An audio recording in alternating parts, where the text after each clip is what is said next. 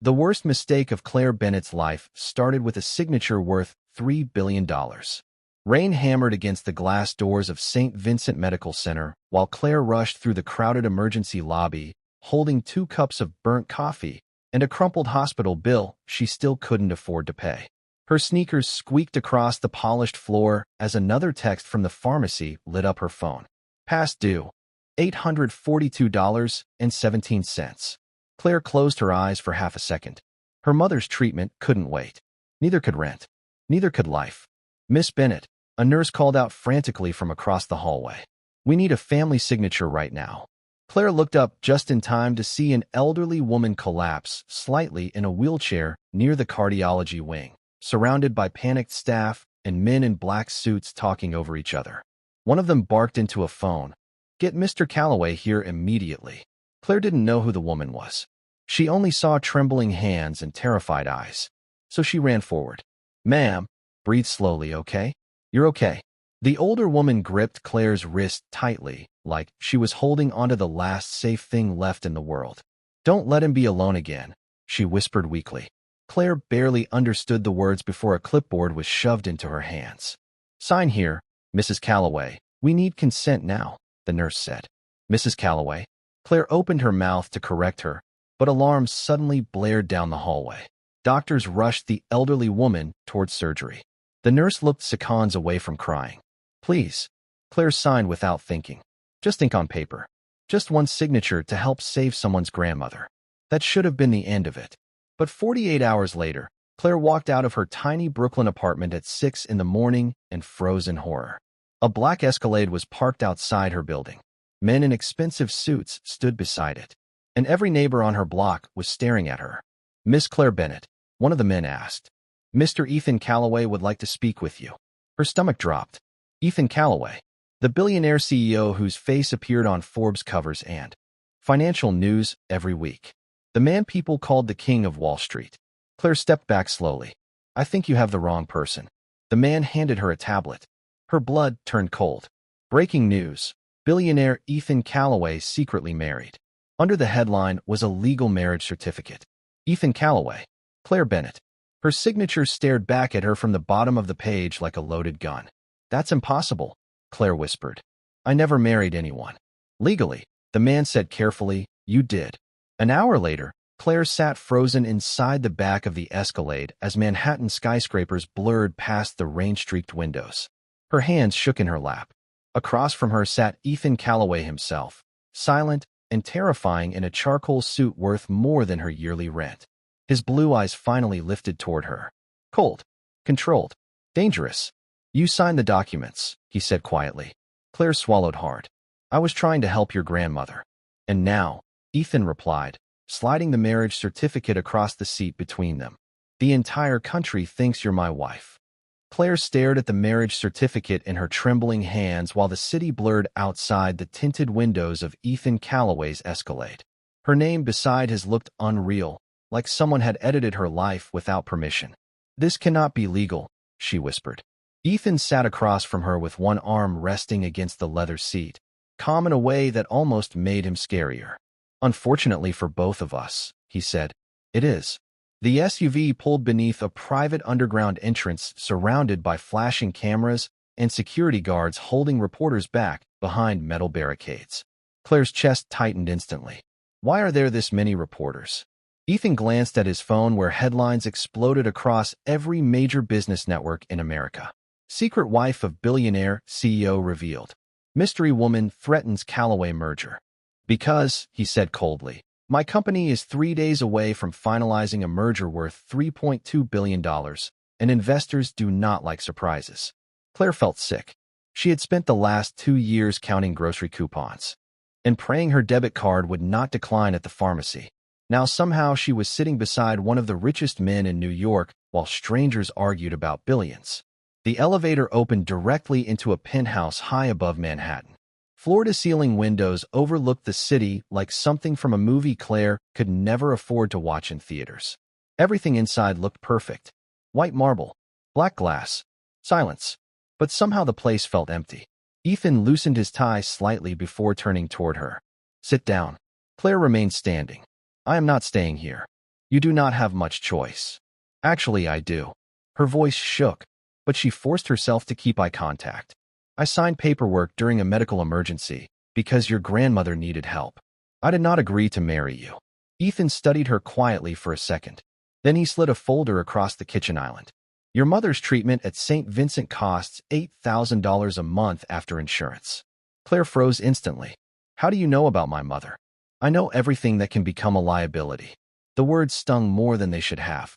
Ethan continued in the same calm voice. Chemotherapy, late-stage complications, overdue medical debt, 2 jobs, Brooklyn apartment, 600 square feet. Claire swallowed hard and looked away before he could see the panic in her eyes. What do you want from me? Ethan stepped closer, not threatening, just controlled. 6 months. Claire looked up slowly. What? Stay legally married to me for 6 months until the merger is complete. Absolutely not. In return, he said, every medical bill your mother has disappears tonight. Silence filled the penthouse. Claire hated herself for even hesitating. Ethan noticed immediately. Of course he did. Men like him probably built empires by reading weakness faster than other people breathed. There would be rules, he said. Public appearances together. No interviews. No personal scandals. After 6 months, we quietly end the marriage and you walk away financially secure. Claire laughed once under her breath, but there was no humor in it. You really think money can fix this? Ethan's expression darkened slightly. Money fixes most things. Claire looked directly at him then. Really looked at him. Expensive suit. Perfect posture. Eyes so cold they almost looked tired. For the first time she realized something shocking. Ethan Calloway did not look happy. He looked alone. And what happens, she asked softly, if I say no? Ethan stared back at the skyline beyond the windows. Then by tomorrow morning the press destroys you anyway. Claire barely slept that night. The guest bedroom inside Ethan Calloway's penthouse was larger than her entire apartment in Brooklyn, yet somehow she felt trapped the second the door closed behind her. Manhattan glittered outside the massive windows like another universe entirely, cold and untouchable. At 2 in the morning, she sat on the edge of the enormous bed staring at her phone while another hospital notification appeared on the screen. Payment received. Balance, $0. Claire's breath caught instantly. Ethan had already paid everything. Every treatment. Every overdue bill. Every terrifying number that had kept her awake for months was suddenly gone with a single wire transfer. She should have felt relieved. Instead, she felt like she owed a debt too large to repay.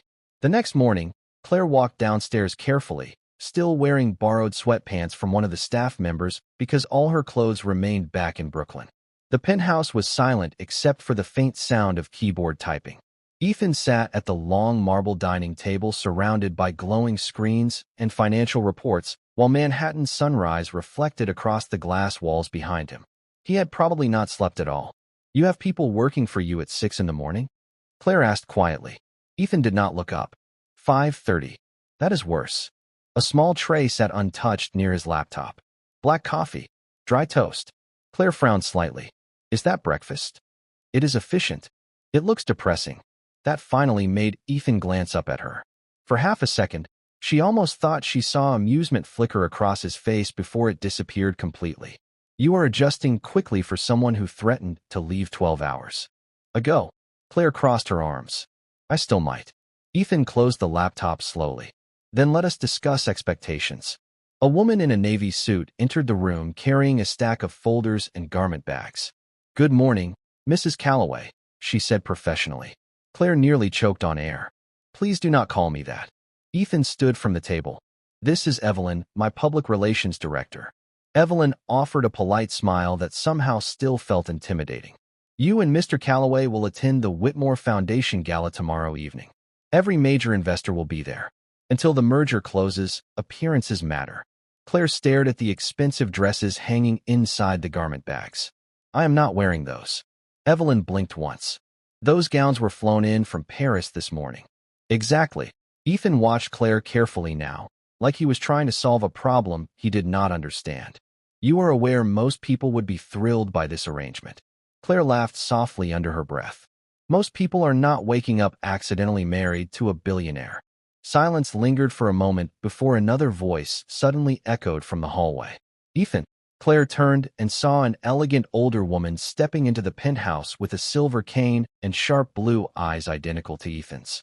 It was the woman from the hospital, but healthier now, stronger. The second she saw Claire, her entire face lit up warmly. "Oh," she whispered emotionally. "There she is." Before Claire could react, the older woman reached for her hands. "You stayed." Ethan's expression shifted slightly. Softer, almost protective. "Grandmother, you should still be resting." But the older woman ignored him completely, smiling at Claire through glassy eyes. "Do you know," she said quietly, "you are the first person in years who made him come to the hospital afraid to lose someone?" Claire felt Ethan tense beside her instantly. The room suddenly became too quiet, too personal. Ethan pulled away first. "We are leaving for the office in 20 minutes. But as he walked toward the elevator, Claire noticed something strange. For the first time since meeting him, Ethan Calloway looked shaken. "Rule number 1. Ethan said coldly as the elevator carried them toward the top floors of Calloway Holdings. "Do not let them see fear." Claire tightened her grip around the strap of her borrowed handbag, while the mirrored elevator reflected two completely different worlds standing side by side. Ethan looked calm in his tailored charcoal suit, every inch the billionaire New York trusted with billions of dollars. Claire still felt like a waitress pretending to belong in someone else's life. The elevator doors opened directly into a private executive floor where conversations instantly stopped. Employees looked up from glowing computer screens one after another, eyes widening the second they noticed Claire standing beside Ethan. Some tried to hide their curiosity. Others did not even bother. Claire heard whispers immediately. "That is her. The secret wife. She looks so normal." Ethan kept walking without reacting, his pace smooth and controlled. Claire followed quickly behind him through the massive glass office overlooking Midtown Manhattan. The view alone could have paid her mother's medical bills for 10 lifetimes. "Your schedule for tonight," Evelyn said while placing a tablet on Ethan's desk, "includes the Whitmore Foundation Gala at 7 o'clock. Investors from Chicago and San Francisco already confirmed attendance." She hesitated briefly before glancing toward Claire. "There is also another development." Ethan looked up once. "Victoria is coming tonight." The air in the office shifted instantly. Claire noticed it immediately. Ethan's jaw tightened almost invisibly. "Who is Victoria?" Claire asked quietly. Evelyn looked uncomfortable for the first time. "Victoria Sterling," she answered carefully. "Mr. Calloway's former fiancée." Claire felt something strange twist unexpectedly in her chest before she forced herself to ignore it. This was not real. None of this was real. Ethan returned his attention to the financial reports in front of him. "Prepare the security team." "Already done," Evelyn replied. "Social media engagement around the marriage has increased another 40% overnight." Claire blinked. "People are tracking this online." Evelyn looked, almost confused by the question.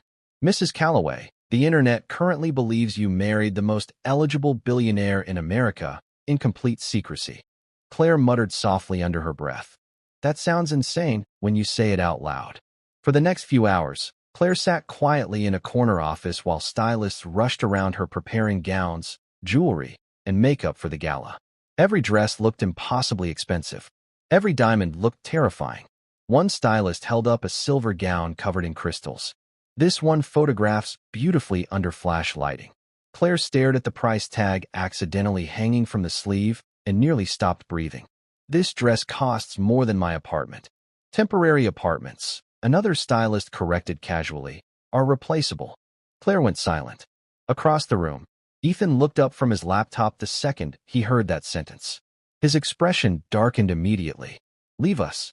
The stylist quickly disappeared without another word. Silence filled the room. Claire folded her arms tightly. "You do not have to fire people because of me. I did not fire anyone." Ethan stood slowly. "But nobody working for me speaks to you like that again." Claire looked genuinely surprised. Ethan seemed surprised too, as if the words left his mouth before he could stop them. Before either of them could say another word, the office doors suddenly opened. High heels clicked sharply across the marble floor. A tall blonde woman stepped inside wearing a cream-colored designer coat and a smile that did not reach her eyes. Beautiful, elegant, dangerous. Victoria Sterling stopped the second she saw Claire standing beside Ethan. The silence that followed felt razor-sharp. Victoria looked Claire up and down slowly before letting out a soft laugh. So this, she said smoothly, is the girl who accidentally married my fiancé. The temperature inside Ethan's office seemed to drop 10 degrees the second Victoria Sterling smiled at Claire. She walked forward slowly in 4-inch heels, elegant and confident like someone who had spent her entire life being admired. Her diamond bracelet caught the afternoon sunlight while Claire stood there, feeling painfully aware of her borrowed dress and nervous heartbeat. Victoria stopped beside Ethan without taking her eyes off Claire. You certainly move fast, she said smoothly. Last time I checked, Ethan did not even believe in marriage anymore. Ethan's expression hardened immediately. Victoria. One word. Cold warning. But Victoria only smiled wider. Relax. I came for the gala meeting.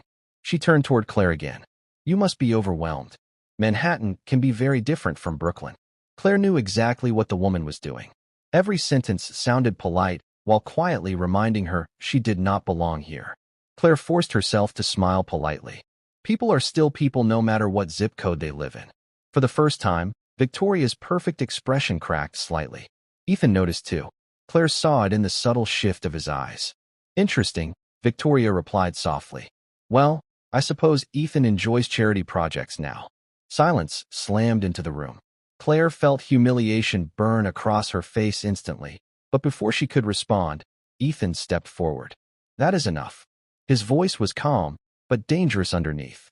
Victoria blinked in surprise. Excuse me. You will speak respectfully to my wife. The words hit Claire harder than anyone else in the room. My wife.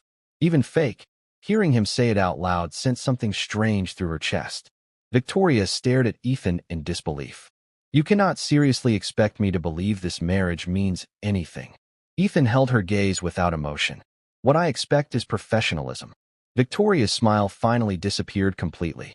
She picked up her designer handbag slowly before turning toward the door.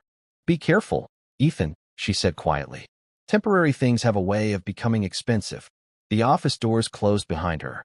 Claire let out the breath she had been holding for the last 5 minutes. You did not have to defend me. Ethan walked back toward the windows overlooking Manhattan. Yes, I did. Why? He loosened his cufflinks slowly. Because everyone in this building watches how I treat people. If they think disrespect toward you is acceptable, it becomes acceptable. Everywhere. Claire studied him carefully. Billionaires were not supposed to notice things like that. You always sound like you are negotiating even when you are being kind, she said softly. Ethan glanced back at her, almost caught off guard by the observation. Before he could answer, his phone rang again. Another investor call.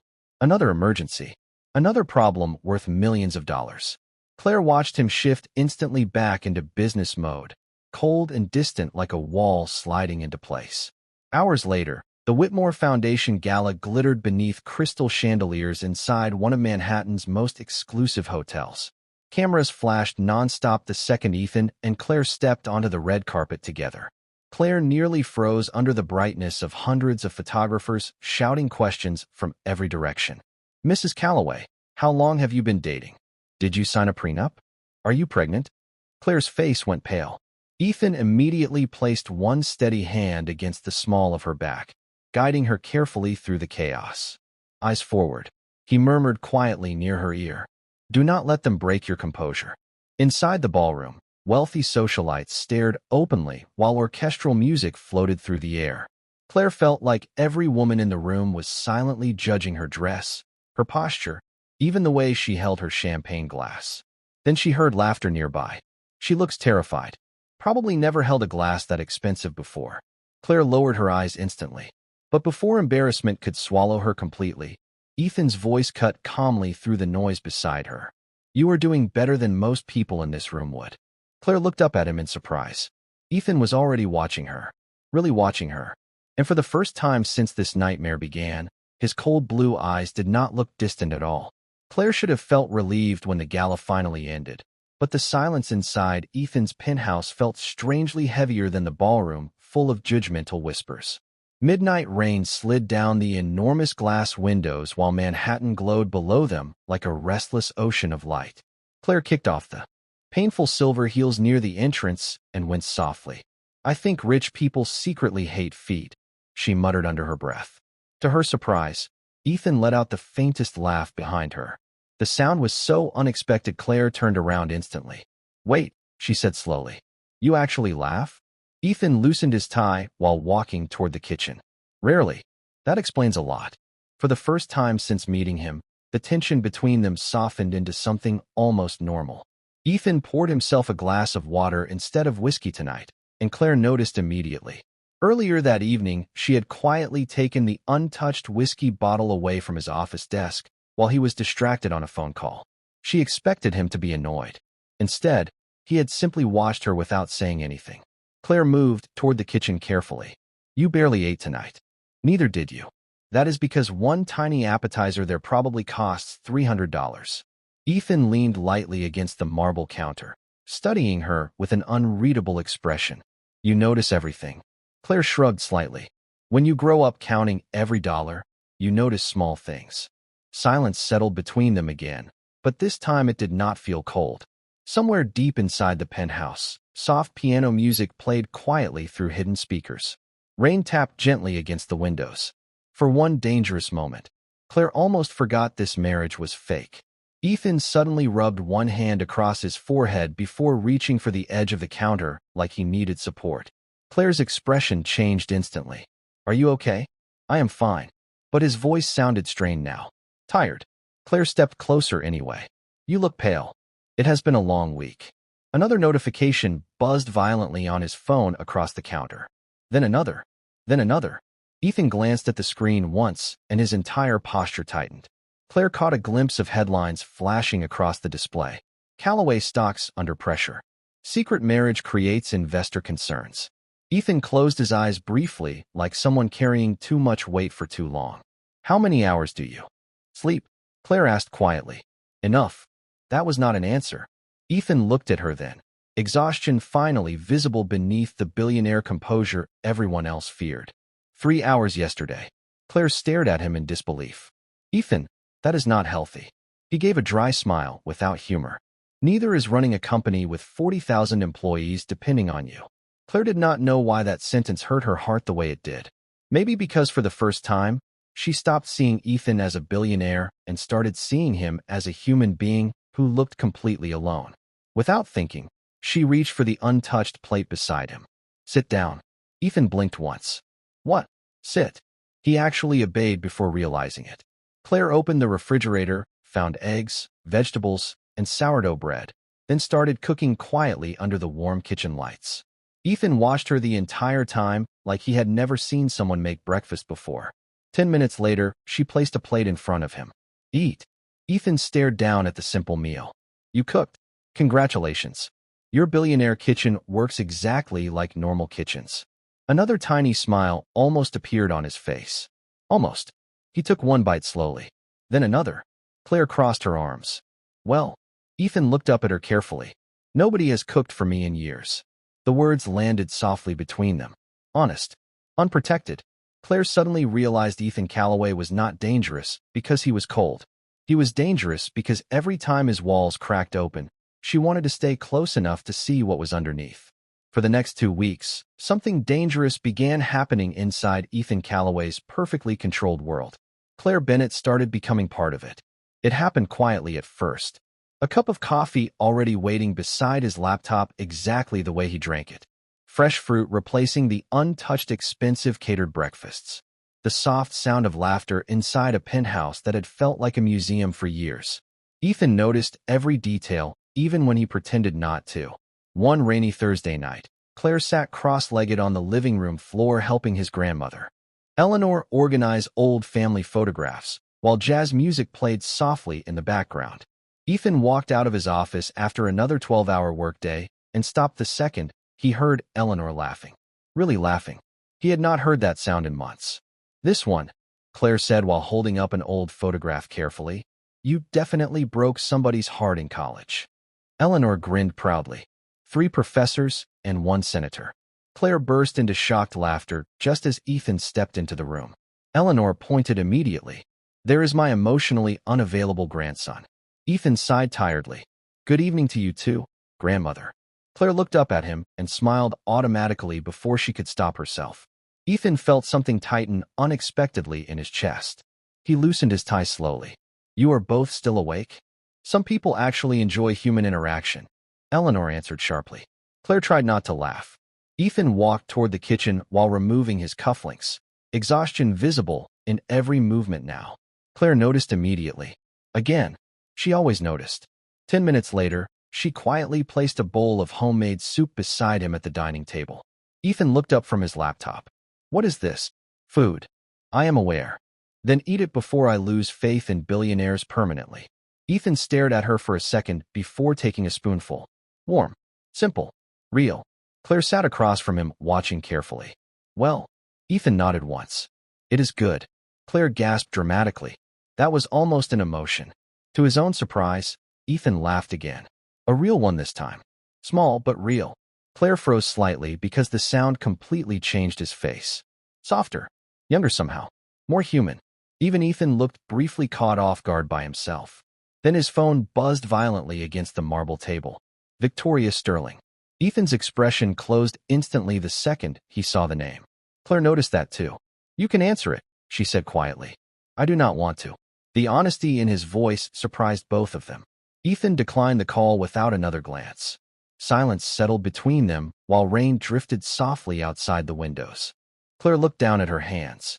Can I ask you something? Depends. Why did you and Victoria break up? Ethan leaned back slowly in his chair, eyes unreadable again. Because eventually you learn when someone loves your last name more than they love you. Claire's heart hurt unexpectedly hearing that. Ethan stared out across the glowing Manhattan skyline. People see money and assume your life becomes easier, he said quietly. It does not. It only makes people better at pretending. Claire watched him carefully then. The expensive penthouse. The billion-dollar empire. The endless pressure. Suddenly none of it looked glamorous anymore. It looked lonely. Not everyone is pretending, she said softly. Ethan's eyes lifted toward hers. The room became impossibly still for one dangerous second. Then Eleanor suddenly appeared from the hallway carrying another photo album. Perfect, she announced proudly. You two finally look like a married couple instead of hostages. Claire nearly choked on air while Ethan rubbed one hand across his face in exhausted embarrassment. But Eleanor only smiled knowingly before walking away again. And somewhere deep inside himself, Ethan realized something terrifying. For the first time since this accidental marriage began, the idea of Claire leaving no longer felt temporary. The disaster began at exactly 8:14 on a Monday morning. Claire was standing in the penthouse kitchen pouring coffee when Ethan's phone exploded with nonstop calls. One after another. Evelyn. Investors. News networks. Board members. The calm atmosphere that had slowly grown between them over the last few weeks shattered instantly. Ethan answered the first call sharply. What happened? Claire watched the color drain from Evelyn's face through the video screen. Someone leaked the hospital documents. Ethan went completely still. Claire's stomach dropped before Evelyn even continued. The marriage certificate. The emergency consent forms. Everything. Within minutes, every television in the penthouse flashed breaking headlines in red across the screen. Billionaire marriage accident exposed. Callaway CEO secretly used fake wife for merger protection. Social media. Accuses Claire Bennett of gold-digging scheme. Claire stared at the screen in horror while commentators dissected her life like entertainment. Photos of her old apartment appeared online. Her waitress job. Her mother's medical records. Total strangers debated whether she had trapped Ethan on purpose. Turn it off, Ethan said coldly. But it was too late. The internet had already decided who Claire was. Her phone buzzed endlessly with cruel messages from people she had never met. Fraud. Opportunist. Poor girl chasing billionaire money. Claire's hands started shaking uncontrollably. I did not do this, she whispered. Ethan immediately crossed the room toward her. I know. Another call came through. This time from the board of directors. Ethan answered while keeping his eyes on Claire. What? The voices shouting through the speaker were loud enough for Claire to hear fragments. Public trust collapsing. Stock value dropping. You need immediate separation from the girl. Girl. Not wife. Not Claire. Ethan's jaw tightened dangerously. She is not responsible for this. Then prove it, another voice snapped back. End the marriage before the merger meeting Friday. Silence filled the penthouse after the call ended. Ethan looked exhausted again. Cornered. Claire suddenly understood something terrifying. This entire world would destroy anyone to protect money. Ethan walked toward the windows slowly, one hand pressed against his forehead. I will handle it. Claire waited. How? Ethan stayed silent too long. That silence hurt more than shouting ever could. Claire felt her chest tighten painfully. You were thinking about it. Ethan turned immediately. Claire, you were thinking about ending this because they told you to. The merger affects thousands of employees. And what am I supposed to do while everyone calls me a liar? Her voice cracked despite her trying to stay calm. Ethan stepped closer carefully. Give me time. Claire laughed softly through the tears building in her eyes. That is what people say when they already made a decision. Ethan reached toward her instinctively, but Claire stepped back first. The movement visibly hit him harder than expected. I never wanted your money, she whispered. I know. Then why does it suddenly feel like you believe them more than me? Ethan opened his mouth, but no words came out. Because the truth was complicated. He believed Claire completely, but he also knew his board, his investors, and the media could tear her apart if he made the wrong move. And for the first time in his life, Ethan Callaway was terrified because protecting his company and protecting the woman he cared about were no longer the same thing. That night, Claire quietly packed a small suitcase alone inside the guest bedroom while rain fell against the windows again. The penthouse suddenly felt cold for the first time since she arrived there. She folded the expensive clothes carefully, untouched tears sliding silently down her face. Then she removed the wedding ring slowly from her finger and placed it beside Ethan's untouched coffee cup on the kitchen counter. Underneath it, she left one handwritten note. I was never ashamed of loving you for real. The penthouse had never felt this empty before. Ethan stood alone in the silent kitchen at 2 in the morning staring at the wedding ring Claire left beside his untouched coffee cup. The city lights reflected across the marble counter while her handwritten note trembled slightly in his hands. I was never ashamed of loving you for real. Ethan read the sentence again. Then again. Something inside his chest finally broke open completely. For weeks he had convinced himself this marriage was temporary, controlled, manageable. But now the penthouse felt colder without her laughter echoing through it. The coffee tasted bitter again. The silence hurt again. Ethan suddenly noticed tiny traces of Claire everywhere. The blanket folded neatly over the couch because she hated clutter. The handwritten grocery list stuck to the refrigerator in messy blue ink. The small ceramic mug she always used sitting beside the sink. She had somehow turned his perfectly designed penthouse into something alive. And now she was gone. Ethan closed his eyes briefly before grabbing his phone. Evelyn, he said immediately when she answered half asleep. Cancel the merger. Meeting. Silence exploded through the line. Ethan, that deal is worth billions. I do not care. The board will lose their minds. Ethan looked down at Claire's ring in his hand. Then let them. 40 minutes later, the entire executive board sat in stunned silence inside the Callaway Holdings conference room, while Ethan stood at the head of the table in a black suit with exhaustion visible beneath his eyes. One board member slammed a folder onto the table. You are destroying your company over a woman you accidentally married. Ethan's expression never changed. No, he said calmly. I almost destroyed myself by treating her like she was temporary. Another executive scoffed sharply.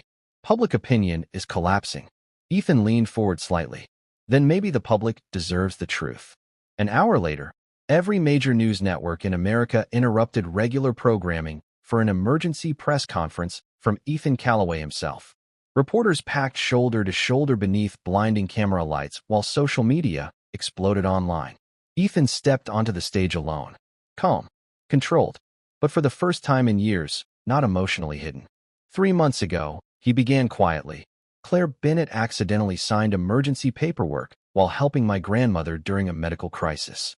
What started as a legal mistake became a story the media turned into entertainment.